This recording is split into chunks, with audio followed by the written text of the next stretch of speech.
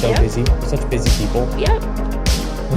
And I'm tired. I don't want to do anything anymore. Yeah. We don't have to do anything, actually. We do. I do. You don't have to, but I do. I'm set up and hang around and do it. I actually do have something because I have to edit today's episode because of reasons. Yep. And whose fault is that? Nobody's. It's nobody's fault. Okay. The way you said it. So scared. I was like... I just wanted to make you feel bad. I knew that it wasn't your fault. Yeah. You hear that? Wasn't my fault. I forgot that we are doing like visual recording now.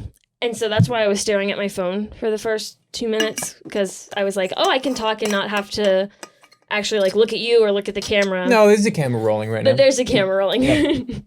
First in the pocket change, I couldn't stop looking at the camera. And now you can't look at the camera at all. I don't want to look at the camera. No, it's great. It's perfect. It's exactly what we all wanted. Yep. Sounds about right. That does sound about right, because I am right. We've never changed the position. Do you want to do it right now? No. I was going to say, yeah, get Gert. He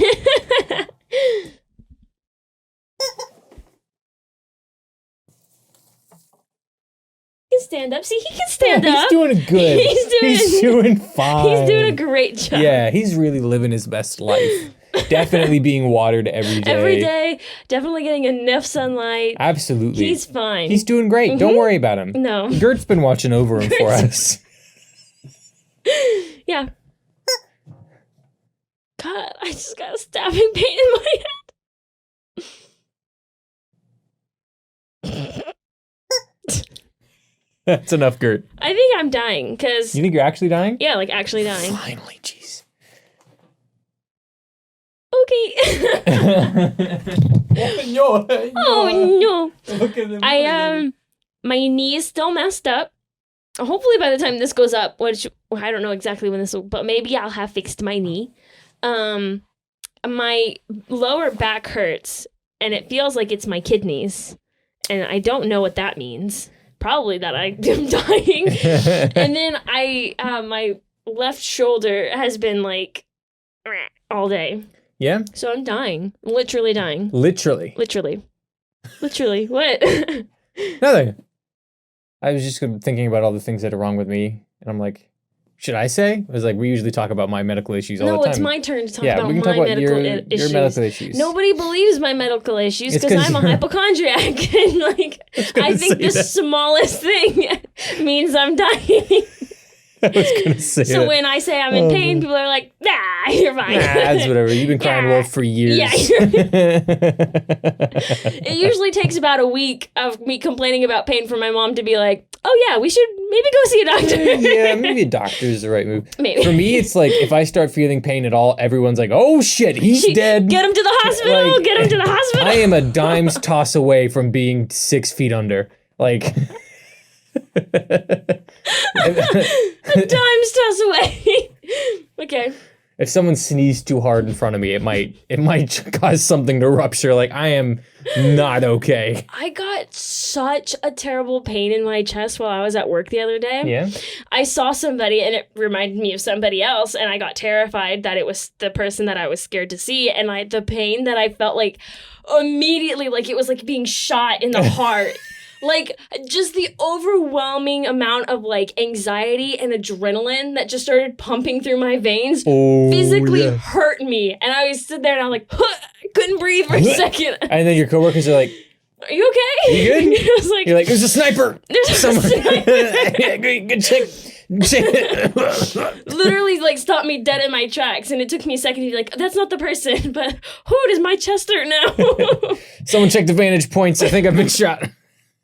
Where's our emergency exits? It really felt like that. It was strange. And then I just, the rest of the day, marveled at, like, how the body works. That, like, because that's what it was a chemical reaction of adrenaline suddenly being shot through all of my veins. And, like, if I was in actual, like, danger, then that would have helped me get away. But you weren't. You just thought someone was someone else. Yeah, and then I stood there. I was like, I don't have anything to do with all this energy. Please tell me there's a sniper hiding in the bathroom. Yeah. Oh, it was a fun day. I bet that was fun. That you had a good time. Yeah. Actually, afterwards, like, because after it calmed, after the initial, like, pain of it, and then just kind of, like, sitting there, I was actually like, adrenaline feels good. Like, It's great. It kind of, like, and I get why people are, like, adrenaline junkies and, like, they go freaking jumping off of cliffs and stuff because they want that, like, shot of pain. But then, like, the think about that. People feeling, are jumping off of buildings to get that shot of pain, and you're looking at and someone I look at mistaking it for like, someone else. Fuck. It sounds about right. I mean, that's just because you have to build up a tolerance, right? I'm sure those people started off that way, and then they kept happening, and then I was like, now I gotta go higher. Now I gotta jump off a fucking cliff to get that. I don't know. Man. I don't know how adrenaline. I wouldn't say I'd never jump out of a plane. Really? You would jump out of a plane? Probably. I'm not afraid of heights. People are always like, you're scared of heights, aren't you? I'm like, no, I'm perfectly fine with being high up. I'm terrified of maybe falling. Yeah. The thought of falling is what scares me. So that's like, when I'm high up, I don't go near edges. I stay in the middle of the walkway. Like, it's not the fear of heights. I'm like, I'm fine being up high. I'm terrified of suddenly being down low. Yeah, on the ground. I don't know. I'm not scared of heights, and I'm not scared of, like, falling. Like, I'm the person who, like, is always leaning on the edge of things. I don't know. It'd be nice to, like, fly for a bit. I think, see, here's the thing, because I'm not scared of, like, the idea of flying, right? Because I've had dreams where I've been able to fly, and I'm like, this is the coolest thing ever. Yeah. It's because now I can't fall. Right? Yeah. It's impossible to fall if you can fly. Oh, man. But I mean, like, flying through the air, like, it's a difference between, like, flying in a plane and then, like, flying, like, just you, like, no, that's what I mean. In the air. Right? Like me being in the air. That sounds so, like, peaceful. It's great. Have you ever had a dream like that? No. I've never been able to lucid dream or control my dreams whatsoever. It wasn't really a lucid dream as much for me. When I was a kid, I used to have these really weird dreams where I'd be chased down a hallway and I'd have to, like, jump over someone, but I couldn't just jump. I had to, like, pretend I was pedaling. It was like ET shit. I would pedal and I'd float over them, and that's how it started, right? But then eventually, like, it's evolved into I can now just, like, Peter Pan style fly. Like, a lot of my dreams are like nightmares. Like, those are the only ones that I remember. Everybody dreams. It's just whether you remember your dream when you wake up or not. And most of the dreams that I remember when I wake up are nightmares. I don't remember, like, any, like, happy dreams. Wow, that must suck. I honestly, like, right now, like, I'm trying to think of, like, oh, what was, like, a good dream that I had, and I can't think of one. All of them are, like, running into people I don't want to see, or, like, drowning, or dying, or, like... But I had a dream the other night, and I woke up so fucking angry because nobody was, like, listening to me. Like, I was trying to get people's attention and no one would listen to me, and everyone was ignoring me and completely, like, invalidating my feelings. And I woke up angry and immediately texted and I was like, I am so pissed no one ever listens to me. And then she, like, and that next morning she called me and she's like, are you okay? Yes. I just had a dream that no one was listening to me. I've told this story a bunch to my friends. I had this dream once when I was still living, like, with someone, right? Like, in the same room.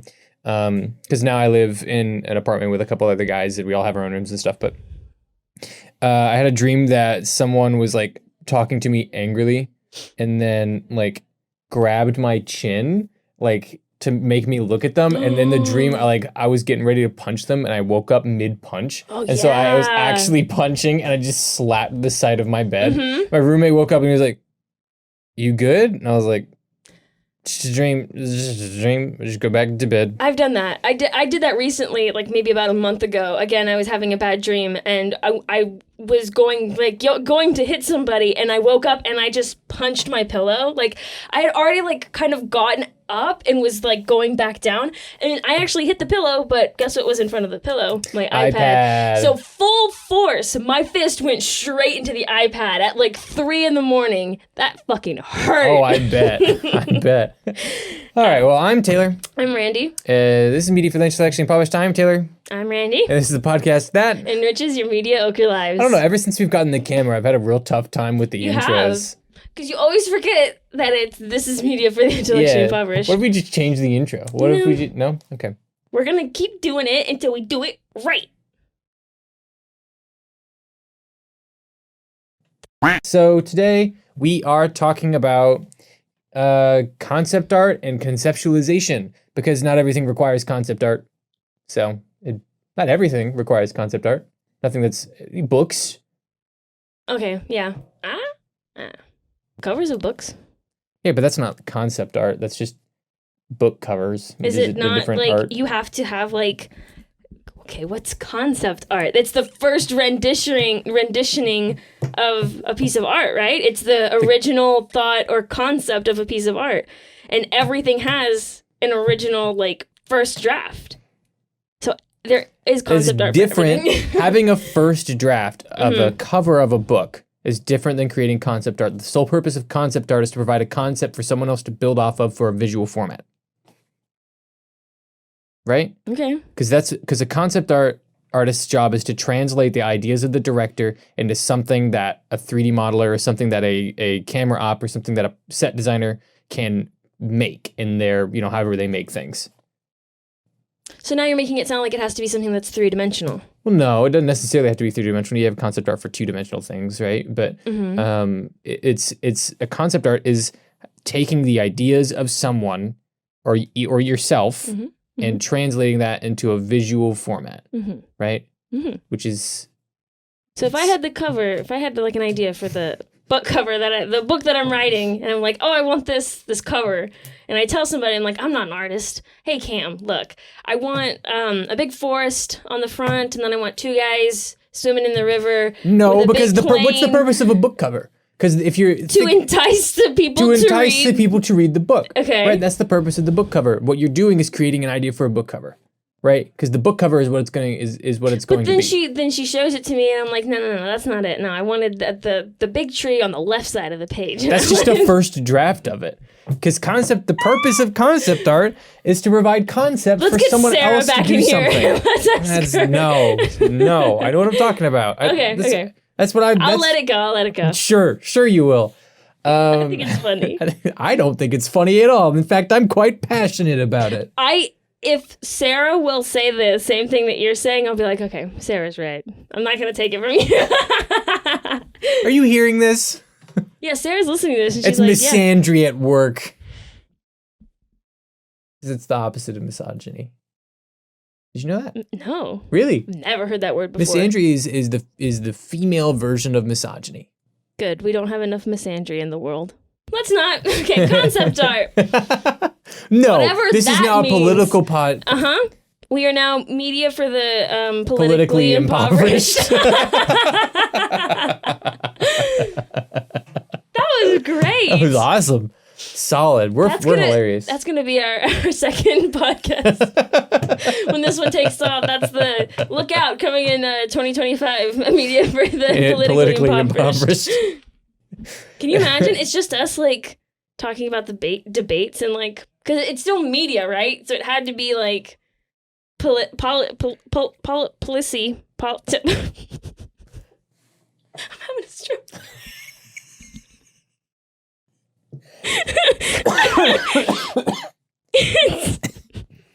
Hurry up. Come on. Put it together. Politics.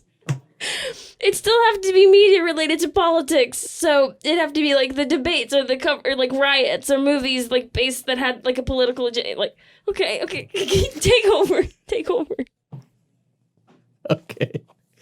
So I'll be talking about first, right, the process of creation, because concept art is one of the pieces of conceptualization. You can't do that for a book cover? Okay. Okay. Where that dream I was having where I was punching somebody. Well, it was you. It was you, and it was right now, and it wasn't a dream. So please open the mic. Oh my god. No, I don't think I will. Get out of here. So when it comes to the creation process, right? I think that there's 1, 2, 3, 4, 5, 6 sort of not steps, but just like places where you can be at, right? So you can either be at the spark, the idea, the concept, the story, the creation, or the media. Kind of going more in depth in that. The spark is sort of the inspiration, right? That's not an idea yet. The spark is just you looking at something and being like, oh, this would be like, this thing is interesting. I should come up with an idea for this. Or this is, and it's not even always a conscious thought of like, oh, this is something that's cool. Sometimes it's like unconscious and it's just like something inspired you to create this story, whether or not you were actively thinking about it. But next comes the idea, which is typically like the what if this happened? What if this was a thing?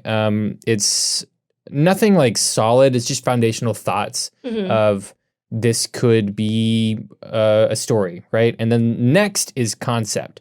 This is when you start to like create something physical. This could be a stage where you're doing concept art, where the story is more fleshed out, but not quite fully fleshed out yet. You're still sort of working out the kinks, but it's presentable to friends and your collaborators for critique. Like it's enough of an idea for you to be like, hey, is this cool enough to become a story? Which is the next step. So story is most, if not completely written or physical from start to finish. So it's somewhat polished and presentable to strangers, right? So you can show people that you don't know, say like some investors, someone that is going to like you're trying to find new collaborators to work with. You're like, hey, I have this idea for a story, or I have this story here. Let's work on this together. It's at a point where you can show this to people and they are like, yeah, it's a good idea, or no, that's a bad idea. Then comes the physical creation of the story, which is like the process of it becoming a consumable piece of media. And it's where the final changes will typically happen before you present it as a piece of media, which is the final stage, which is your finished piece. Right? Would you agree that that's typically the creation process?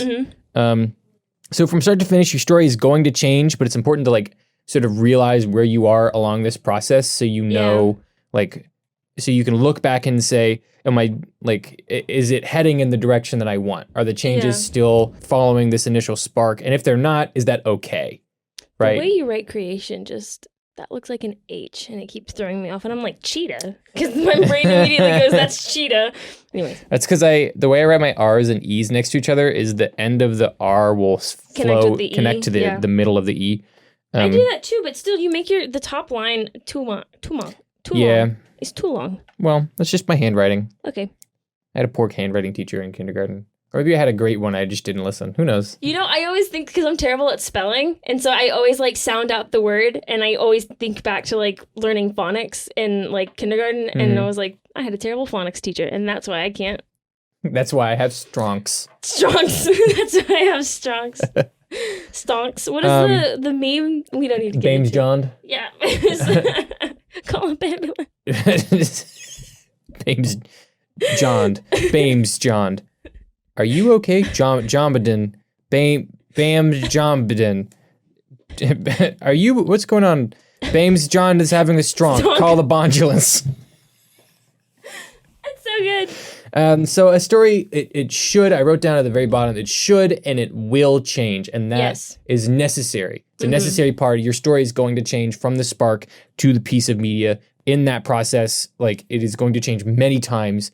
But what you need to do is, as the creator, the person who's coming up with the idea, is you need to look back at the beginning, see where the spark in the idea was, and see where you're headed or where you're at. And is it still your story? Do you still feel like this is either headed in the direction that you initially expected it to, or the story is still meaningful in the way it was supposed to be, or has it changed too much and you don't like it, or has it changed and you like where it's going now? Like, you just have to evaluate, like, because there's no right answer. Yeah, no, that's something that, like, I mean, because I have a project that you're helping me with that we just had to change drastically, and it's very hard for me to accept change, but I understand that when you're doing something creative, like, change will inevitably occur because of time constraints or money constraints or any kind, or maybe it's just you do need to reevaluate and see that, okay, this isn't going to send the message that I wanted it to send, so it needs to be told this way.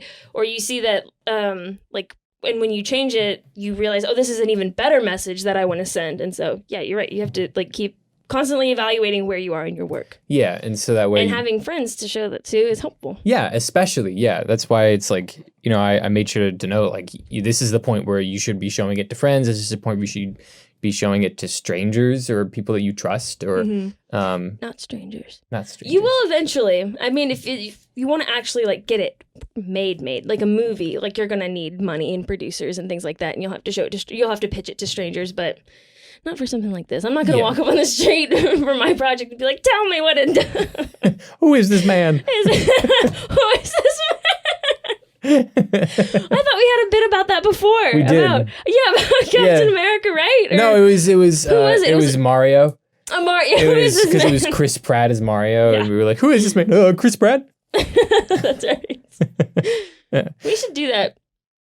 Actually do that? Like I like doing studies like that. I constantly think of ideas of like, oh, this would be an interesting study to like gather information on. And so I'd like to actually go out. Couldn't be a college campus. I'd have to be a wide range of ages and like put up a picture of like Mario, put up a picture of Captain America, and see how many people could actually like name those figures. You know what I'm saying? Yeah. I think that'd be interesting. Yeah, I think it'd be interesting too. I think you'd be surprised how many people do know, right? See, but you don't know. Maybe you'll be surprised by how many people don't know. I mean, yeah, and there's also the idea of like, could people be telling the truth the whole time? Are they lying? You know, but it'd be interesting. I don't know. I just like tests like that. Anyways, back to back to your regularly scheduled podcasting. It's not a program. It is a program of podcasting. That was the only note page that I had, but that's fine. I meant as in like I'm done with the notes, so you can have your iPad back. Still have like 40 minutes, and you don't have any more notes. That's the most notes I've taken on an episode in months. You should be proud of me. I'm very proud. That was perfect. That's the perfect intro to this of like, how do we, and now we're going to specifically talk about like the concept like stage, right? Yeah, that was what your plan was? That was what my plan was. Okay. That was good planning then. Thanks, good man. Job. Thank you. You said that you were having a tough time with your research this week, and I was like, I'm going to come to the table with a full page. Great. I'm actually very proud. Thank you. Very proud. Look at that. I am learning. I'm getting better. He's never going to do it again. Never again. Never going to do it again. I actually kind of liked it. Unless it was I start fun. crying on the phone again. Then you'll be like, shit, I got to research again. I guess I actually got to do work again. I actually really liked taking those notes. That was the most fun I'd had taking notes, I think. Wonder why. It was because I was excited to talk about the now you're having a stroke. It's going around. Yeah, it's contagious. But I'll be talking about concept art specifically from Sekiro because I was playing a lot of Sekiro recently. I told you it was the last notes that I had. I'm very surprised. Okay, whatever. And I looked, because the rest of the notes were like me looking at the book, and I was like, I can't write down specific piece notes because that's boring. Okay. So I looked at it as a whole, right? Mm-hmm. And Sekiro, the art book that they have is very comprehensive, but mostly stuff in the later stages. Mm-hmm. So it's not as much of the initial sketches, the initial looks at things, but that's okay because it still shows you like the process of concept. And for a large like project like Sekiro, which was it was developed by From Software 2019. It was 2019's Game of the Year. It's a samurai style action RPG. So the concept art, that's my favorite part of like any game is looking at the concept art. I love games that let you have it for free. Mm-hmm. But you do it like where you achieve like a certain level, then like concept art is open. Yeah. So there's some games that do it where once you beat the game, you have access to all of the concept art. Resident Evil Village, which is the most recent, it's the 8th game, did it with like a point system. So you earn points by completing challenges in the game, and then you spend those points on either bonus weapons at the end of the game or concept art or 3D models. And I spent all of my points on the concept art and the 3D models because those are the cheapest. And also I love that. So I was able to look at all that stuff. But it's my favorite part of any game, which is why I have so many concept art books for the games that I like. And I remember you were there when I first bought the Last of Us Part 2 book, which was a solid book. It's produced by Dark Horse, who does a lot of concept art books. Yeah. It's like their big thing. I mean, they make a lot of stuff. They do. But the Sekiro one was made by From Software. Okay. It was published, and so it has a lot of it's like just the official art. And it's all of the art for every section of the game, every part of the map. You see some of the concept art that shows you like where it came from, as well as every enemy's concept art and every weapon's concept art. So Wow. it is comprehensive. It has everything, but because it has so much, it doesn't have as much of the initial stuff. It has more of the nearly finished to the sort of finished final renders of stuff. I see, okay. But they do notate like which ones are initial sketches and on some of the more important characters.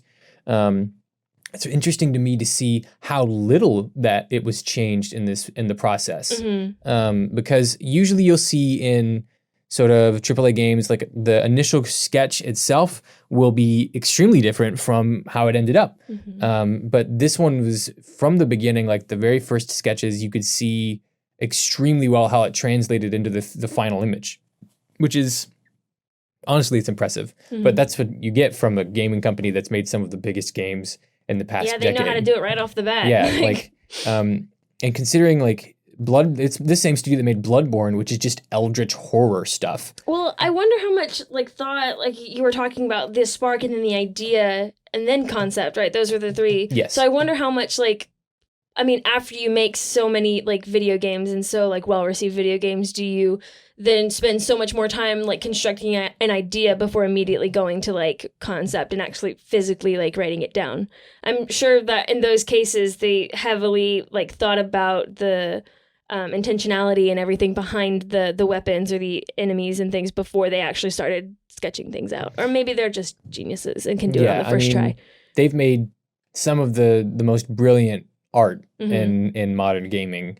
Bloodborne is an amazing gothic style art, eldritch horror, and going from that to Sekiro is such a hard contrast from crazy mid-European stuff to all just classic Japanese structure. But yeah, onto the actual concept art and stuff. A lot of the initial sketches, every piece is done by a different person. There's very few pieces in there that are done by the same person, or I could be wrong. Who knows? Okay. There might be 3 separate people doing all the work. But typically you'll have a head artist will be doing sort of the initial sketches, and then it's just the director and the head artist sort of working together, and then sort of spreading that out among the team, giving them the smaller pieces that people need to figure out. Depending on the size of the team, concept artists may have to pull a heavier load and do more of all the environments and characters, or do some of the environments and characters. So, because there are typically people that specialize in creature development, people that specialize in character development, people that specialize in environment development, and how to conceptualize those are vastly different than just each other. So give me a scenario, because I'm kind of I'm trying to follow with what you're saying. So a lot of the concept art isn't made by the same people, and that's because there's different types of concept art, or is it because they space it out that way? So there's going to be one artist that does all of the environmental stuff, and then there's going to be you were just saying and then there's one artist that does all the creature stuff, or is even at that level then there's 6 artists that will do environments, 6 artists that will do creatures. Why is it so dispersed? It's so dispersed, and it's not always hard pressed. Okay. Right. I'm not in the gaming industry right now, but I can give you the idea from what I've learned being here, where everyone has a specialization. Even in other parts of gaming, some people specialize in coding just AI. Some people specialize in coding how to make your character do things. People have specializations, especially artists. So some artists are extremely good at rendering and creating concept art for environments. And so obviously you want to play to that person's strength. Well, yeah. Have them do just the environment art, and do it really well. Right? There's some people that are extremely good at creature art. They do all the creature art. Yeah, but it's not just that one person doing that art. They then have a team that are dispersing things to. Or did I not understand that? Yeah, so they'll do their own art pieces. Everyone will have their own art pieces. You probably have an environments team. There's all the environment art. You have a character development team. And so they're all having their separate meetings of hey, what should this character look like? How can we conceptualize this? Everyone will maybe turn in their own sketches. We'll see which ones we like, and then we'll pick the pieces that we like and then build together. Okay. They'll make That makes more the sense. character sketch, Okay. the final one, which will be drawn by the head of the character developer. Yeah, and then it goes back up the chain of command. Yeah, it goes back up the chain of command. Okay. So it's just like everyone will put in their concepts, and then the head artist will make the final artistic decision of what this render will look like, then bring that to the director or the creative director and show him that. And if he doesn't like it, he can go back down his chain of ideas and show him the initial sketches and see if we can get any ideas from that. Obviously, like, I don't know. That's how I imagine it would work from what I understand. I mean, that sounds like, yeah, you want as many ideas as possible coming in, and then as teams, they're shuffling through what are the best ones to then present to the higher-ups. Yeah. And then if, like, the higher-ups aren't satisfied with it, they can then go back down and be like, actually, we liked how this person drew. I mean, it's also just everybody's, like, I guess, different ideas and different styles coming through. Yeah. And then they're like, what style or what, like, pieces of the style is going to make the best, like, impact in what we're trying to say, or... Yeah. I mean, it makes sense. If that's how it works, then cool, we figured it out. But if it doesn't work like that, then it should. Then it should. And developers, we know better. Yeah, we know better than what you've been doing for years. Yeah. Take that. Anyway.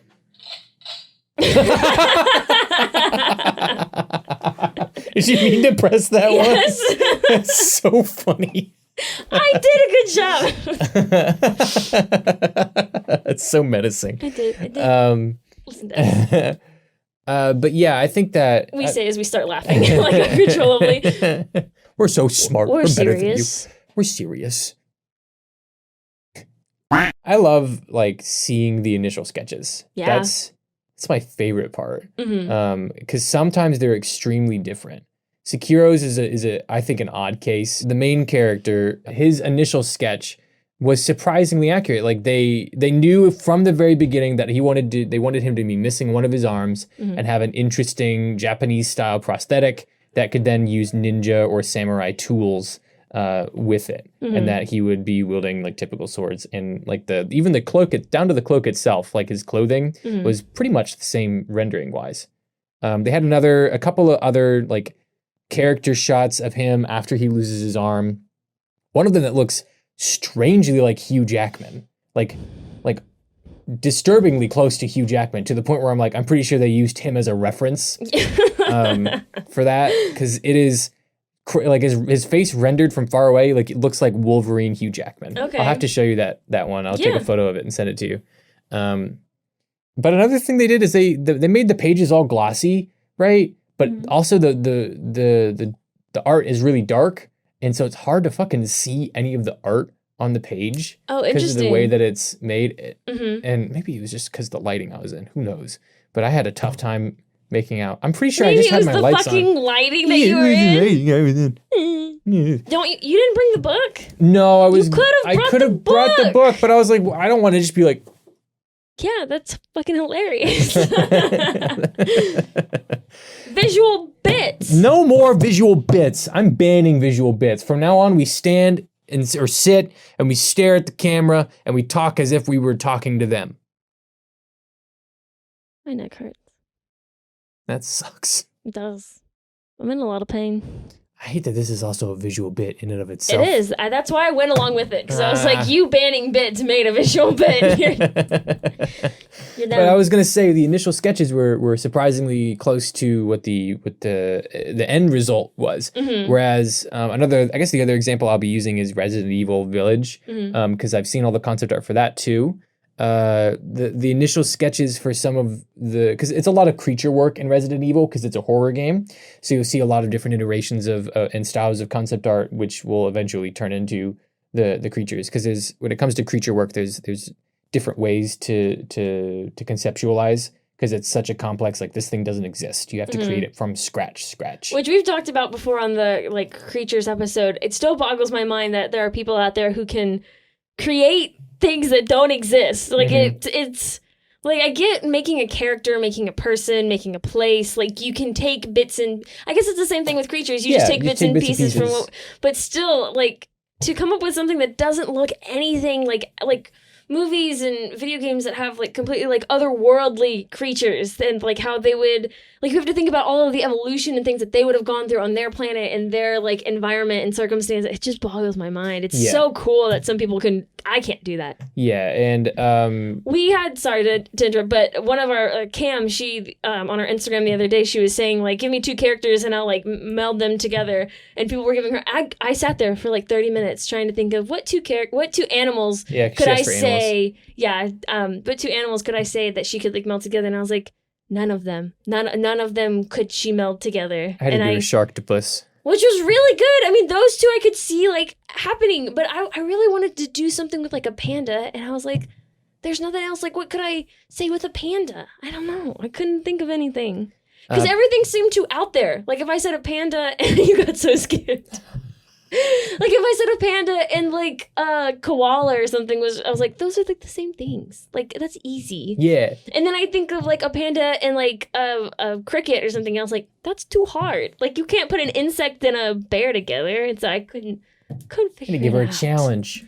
Couldn't figure it out. But yeah, Resident Evil Village has a bunch of creatures, right? Mm-hmm. They're all based off of the idea of you take a person, you put this you put this thing, this creature, not this creature, this sort of like parasite inside of a person, and then it mutates the person based off of, I don't know, just random things about them. Mm-hmm. But one of them, the concept art for the character Maurice, who ends up being this grotesque fish man, who's like a kind of a lovable idiot, but without the lovable part. It's very gross, but the original design was the duality of ugly and beauty being together. Mm-hmm. And so the original design was going to be Maurice and his betrothed wife attached to his back, and the wife was constantly screaming while he was talking. So it was like the wife was writhing in pain. Mm-hmm. What it ended up being is his brain busted out of the back of his head and mutated onto his back,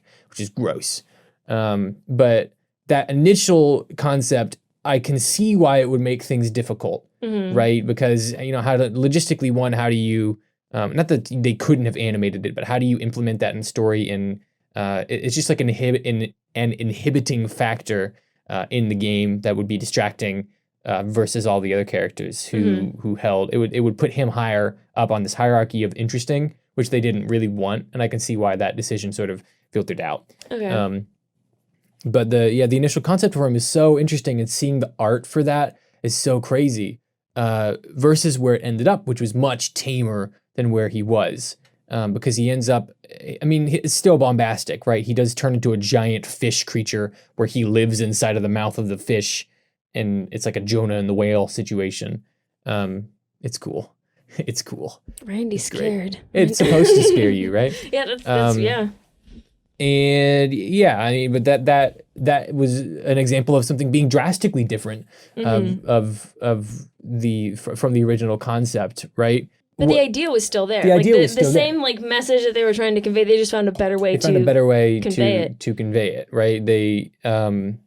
He's still like sort of this grotesque creature, which the purpose of him, I think, at this point was, it's not like gross out darkness, right? Because they've got a lot of that. He's like a baby, right? He wants this love from the big bad, who's like a mother figure, but he's like a brilliant scientist as well. So he's the person that found out how to implant these parasites inside of people to create these monsters, and brought that back. And it's like this duality of like an ugly baby, right? So a baby to the mother is beautiful, but to the world could possibly be ugly if it's an ugly baby. And so that duality is still sort of there. They changed their line where they were going with it, right? But they felt like this change was necessary. This change would bolster the story as a whole, right? So those are the decisions you have to make during concept design, conceptualization of your story, right? It's these decisions that matter. I think every decision when it comes to design, every decision when it comes to your conceptualization of your world, of your story, of your characters, they all matter, because every decision you make will either point towards what you're trying to tell or point away from what you're trying to tell. So yeah, these things matter. Yeah. It's my turn to talk. It is? And I don't have anything. Okay, I can keep going. No, it's okay. I'll briefly, because we only have a little bit of time left in the episode anyway, so I'll briefly talk. So recently I've been like listening to Disney music again, and it cheers me up. Like I don't know, I've been in a slump where when I'm on my way to work or on my way to school, I just don't want to listen to anything, and that doesn't help me because then I just start the day angry. So I wake up so angry some days, like it doesn't like make sense how angry I am just to like be alive. Like God dang it. To wake up in the morning and be like, I hate everything. I thought it was a dime's throw away. Like, where's that dime? Where's that dime? Who threw it away? So Disney's been on my mind a lot recently, and so when you said that you wanted to talk about like concept art and like the creation process and everything, I thought of not art of storytelling. What is it called? Storyboarding. Yeah, that was what. Storyboarding, and the majority of like storyboarding that I've seen is for like Disney animated movies because I am obsessed with Disney animated movies. It's beneficial to have storyboarding, but I don't know if it's necessary. I would say for bigger projects? Not even just bigger projects. I think that even if you're doing a short film, storyboarding is important. Yeah, but necessary was you like the word necessary. That's true. Is it necessary?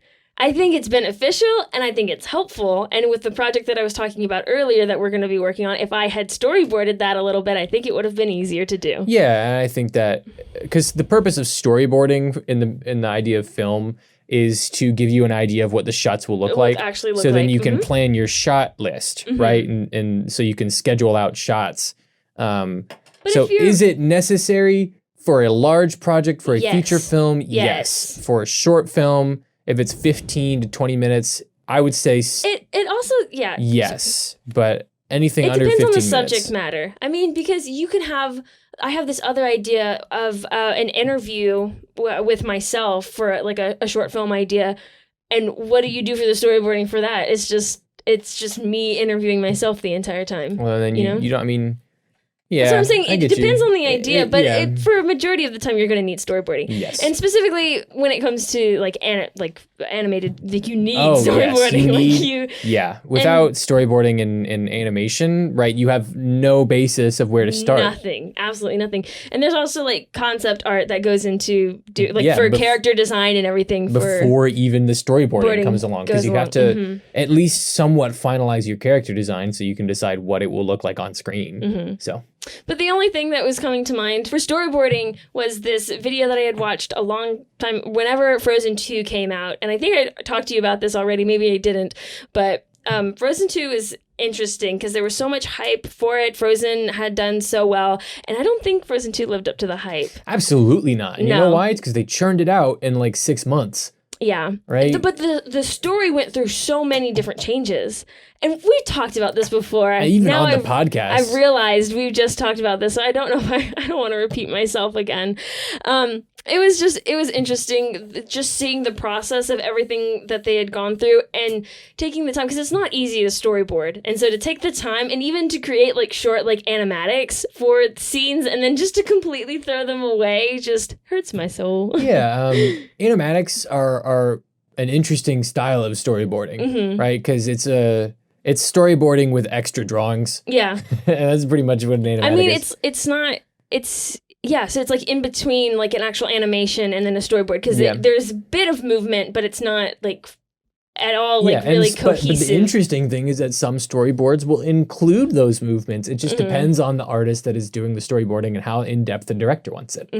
I'm just salty. I mean, because I'm bringing it up again, I'm just salty in the fact that Frozen 2, that they had this whole musical number. They had songs and music written for a scene where Kristoff was going to propose to Anna, and they cut it all out. Yep, they did. I just wanted to see that so badly. In the little bit of research that I was doing before this, I was also watching on Disney Plus, for everybody who has Disney Plus and are big Disney fans like me, there's a show or like a documentary that's called Inside Pixar, and it goes in depth into like each of the artists who work in like the Pixar industry, like some of the bigger ones. And I don't remember her name, but there was one of the girls, one of the episodes that I was watching, she was in charge of like helping with the movie Soul and helping with the new film Luca. I hope people know what I'm talking about because I'm just I've obsessed. seen both of those movies. I'm just obsessed. I'll never be able to watch Luca again. Anyways, and so she was doing like the concept art or like the simple drawings for that. And just to see her process was so interesting because I don't know what she was doing. So maybe you can explain it to me. I mean, I guess I know what she was doing, but she was drawing the main character Luca, but she was constantly flipping back to a page that was behind her. Yes. And so like I'm assuming that was her like animating, like she was slightly changing a movement in him, and then she had to keep like referencing her so work. it's there's a technical term for it, but it's just flipping back to previous pages, seeing what the last drawing was. And then being able to draw underneath that drawing to make the movement happen. So it's just like flipping back, seeing the movement. Sometimes you'll see them flip all the way through the pages to see if the movement is coming out correctly. It was just so interesting to see that because, I mean, that's like an obvious thing that you would do is like you have to...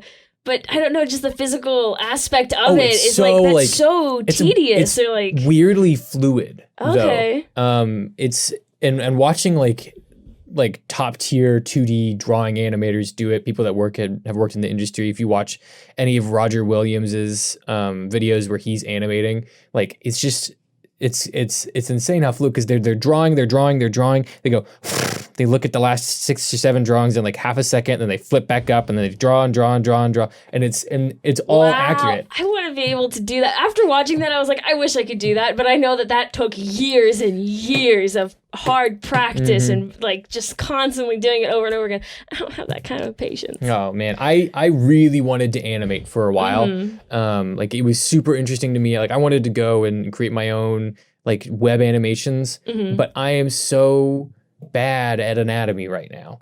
And I just didn't have the practical skills to do it. And it's because it takes so much practice, takes so much time. And it's not that I won't put in the effort or I can't put in the effort or I don't want to. It's that like, it's just for all the things that I'm doing now, that I'm studying and that I'm working on and the things that I'm perfecting, it's just not in the cards for me to learn animating right now. I know the basics, I understand the concepts of it, how it works, but putting it into action takes so much creative like brain. It just takes so much determination and so much of you to do that. I mean, anything that is worth doing is going to take a lot of effort and practice. And so I saw that and I was like, I wish I could do that. And now I want to try my hand at animating, but I know that it won't like go anywhere. I just know that type of work isn't for me, where it's like really tedious, small details, which I can do. I have like the brain power to do it. It's just I don't like doing it. And it's weird because you're strangely tedious about everything else. Yeah. But like when it comes to creative work, you're like, this is the space where I don't want to do anything tedious. No.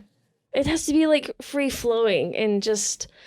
I've been watching, I was telling you about this, I've been watching a lot of like roundtables. The Hollywood Reporter does roundtable with like actors and directors and things like that. And so I've been watching a lot of the directors, and it's interesting because I've been having this like existential crisis where I'm like, I don't know what I'm doing anymore. And I don't know if I want to do this. Like, I don't feel like I am the right person that could go into this kind of career because I'm too controlling, or like, I don't care enough about this, or like, I like doing things last minute and all of these things that don't seem like they fit in.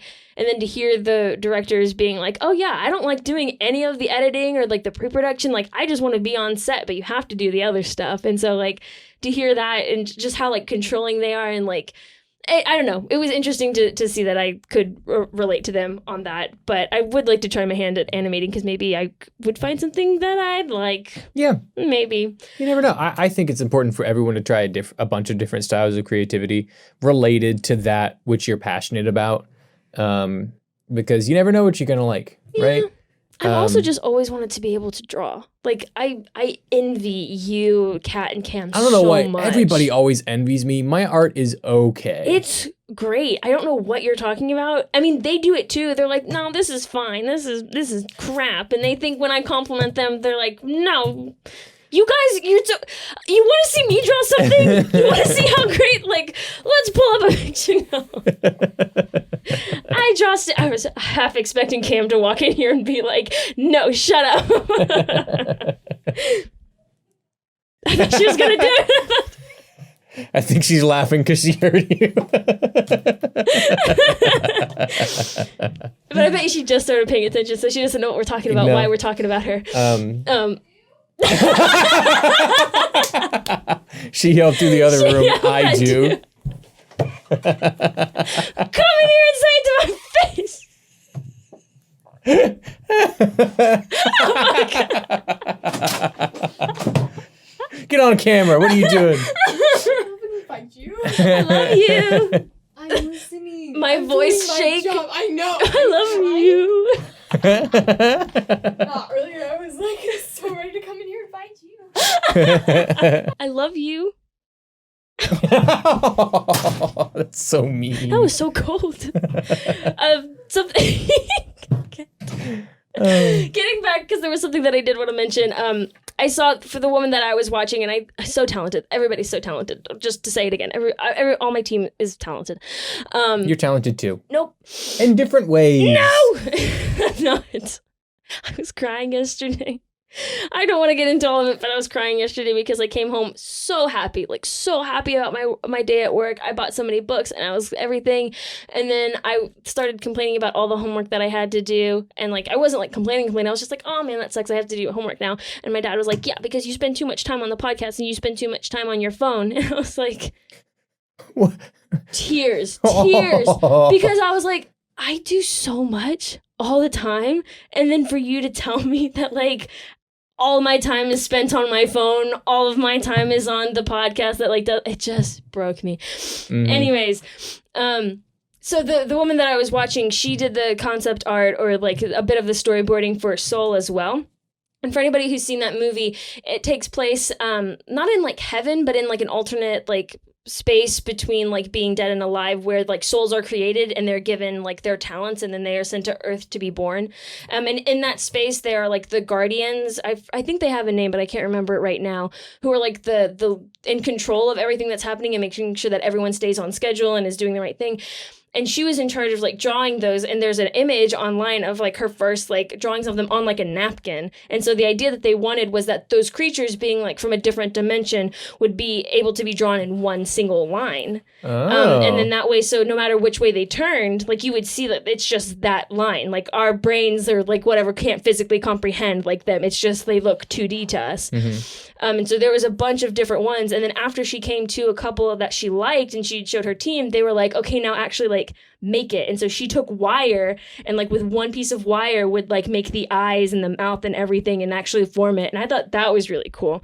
I don't know if that goes into concept art, but that was that's part of the conceptualization, right? She came up with this idea. She had the spark. Mm-hmm. She had the idea, and now she's doing the concept work and she's creating this finally this piece of the piece of media being the finalized character design, mm-hmm. right? So that is conceptualization. That's how it works. It's the process of creation, and that's showing her to show her team mm-hmm. this can be done. All in that creation, that process of creation was within a larger process of creation of creating the piece of media. I just thought it was so interesting. The purpose of doing it in wire was to prove that it could be done in one stroke. I mean, because when you're drawing, you could kind of fudge the numbers and you could be oh no, that actually connects there and everything. And so mm-hmm. to do it in one piece, you really had to.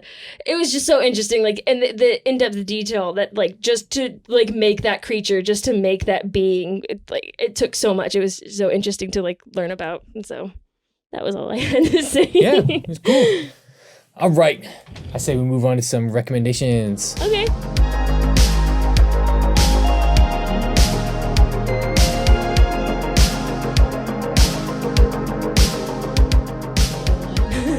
Frozen 2. Frozen 2. No, I don't like Frozen 2.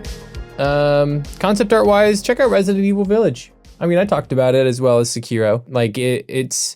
It's fun, especially since you can buy the game and then get the concept art with the game after you beat it, right? So you don't have to spend any extra money on a book mm-hmm. of concept, because those concept art books are expensive. Mm-hmm. The ones that I typically buy are $50 to $60. I think the Sekiro one was on the lower end. I think it was $40, but they're all with around $60. So yeah, getting it with the game is great. You can also get the deluxe edition, which comes with the concept art for Resident Evil 7. I don't have any books with concept art. I feel like I do, though. You might have books that contain concept art, but are not about concept art. Or like just the concept art books, like the official works. Think. Anyway, yeah, I'll recommend Resident Evil Village. You can see some of the things that stayed the same through the conceptualization process. I keep saying concept process. As well as the things that changed and were vastly different. There's around 100 different pieces. I think to get the initial sketches, you have to get the digital deluxe version. But in my opinion, it's worth it because I think it's awesome. Anything to get me more concept art. Like anytime a game offers concept art for more money, I'm like, take it, have it, don't care. It's worth it in my opinion. So yeah, that's my are you okay? No. Okay. I don't know what to recommend. Oh, I thought you were really sad for me. No. Recommend that show you were talking about, the Pixar show. Yeah, it's called Inside Pixar, and you can find it on Disney Plus. Look, just like the cover of it's really cool, and to see like the different designs for all of the characters and That's inside. Cool. I like that they changed hers because that looks too much like Christmas, and I'm sure that's why they decided to change it. Talking about what's that one? That's not jealousy. It's like it's disgust. Disgust. It's disgust. Yeah. And her actual like character design is her wearing all green, but in the concept art that they're showing, she's wearing like a red dress, and then like Tayler, she looks like the Wrench. Yeah. It's really interesting. So every episode talks about a specific artist who has worked on like different aspects in Pixar throughout the. I think it's pretty recent. I don't think it goes too far back in like I'm sure it does.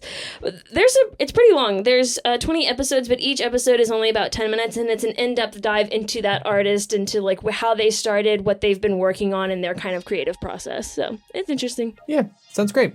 Well, thanks so much for joining us on this intellectual journey. We will catch you guys in the next one. I don't want to end the podcast because then Cam's gonna fight me. Too bad. No, we have to keep talking. Say bye. No, if I say it, we'll say have bye. to end it. Do it.